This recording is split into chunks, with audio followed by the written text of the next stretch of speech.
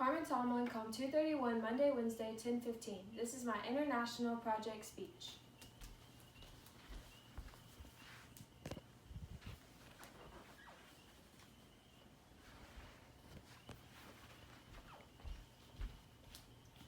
Have any of you ever been on a mission trip? If so, I completely admire you because this is something that I've wanted to do for many years, and one country I've been interested in is Nicaragua. Considering it's the second poorest country in Central America, it needs some attention. I'm going to explain 1, general information, 2, mission trips to the country, and 3, an update on the coronavirus. Now let's look at number 1, general information. Nicaragua is located below the United States between Honduras and Costa Rica. The capital is Managua, and it's known for its lakes and its volcanoes. A traditional breakfast meal that you would find in this country is called gallo pinto. It's made up of beans, rice, peppers, and spices. As I said, it can be served with breakfast, but it can also be served with other meals as well. A famous tourist destination in this country is called Grenada. Not only is it the oldest tourist destination, but also the most developed.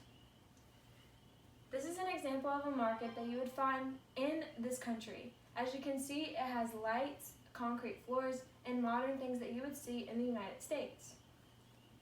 This is a piece of pottery that my stepmom found whenever she went on a mission trip to Nicaragua. Now, this is a more common market for people who live in Nicaragua. As you can see, it's not as developed and it's not as clean. This is a village that you would see people living in the capital of Managua. As you can see, it's very unclean, it's very unsafe, and it's also underdeveloped too. So the reason why Nicaragua is so poor is because according to Britannica.com, in the 1980s they had a revolution that overthrew the Somoza dictatorship. And in 1985, the United States enforced a trade embargo against this country, which caused a loss of income. 6.62 million people live in this country, and 43% of those people live in rural areas, which is outside of the city. 68% of those people live on just $1 a day. Now that you understand number 1, general information, let's look at number 2, mission trips to the country. Different types of mission trips include children's ministry, medical missions, home construction, and evangelism, which is public speaking of the Christian gospel. The average price of a mission trip, according to HopeMissionTrips.com, is $995 plus airfare. This price includes lodging, meals, translators, in-country transportation, and evangelism supplies. A great example of a ministry that does mission trips to this country is called La Luz de Cristo Ministries. This is actually a picture of them updating a village in the country. They also provided a community health clinic that has medication and treatments for free to their community. They also provide work for heads of households that allow the families to become self-sufficient and are able to send their children to school. This is a child receiving free dental care inside their facility. A great benefit to mission trips is that you get to build relationships with the families and also their children. This is a picture of my stepmom whenever she went on her mission trip to Nicaragua.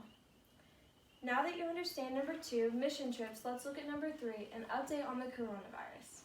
As of today, April 13th, there are 11 cases and 1 death in the country. DemocracyNow.org says that President Daniel Ortega has no intentions of ordering residents to remain at home or enforce strict social distancing measures. This is because tens of thousands of residents are voluntarily staying at home. Also, another resource says officials seem to be underreporting the real number of coronavirus cases, and there's also an atypical number of pneumonia cases in this country. This is because they may not have the resources to test every single person that has corona-like symptoms.